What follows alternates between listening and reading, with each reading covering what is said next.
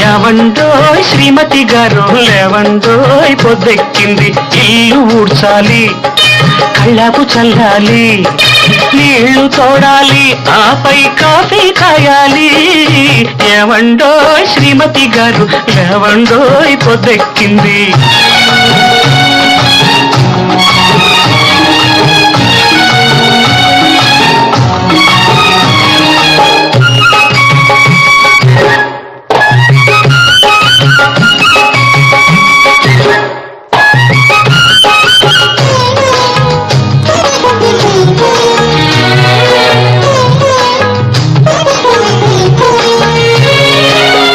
అబ్బా ప్లీజ్ ఒక్క గంట అండి.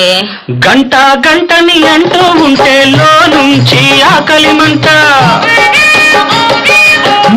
మంటని గిజగిజమంటే అమ్మా నాన్నతో తంట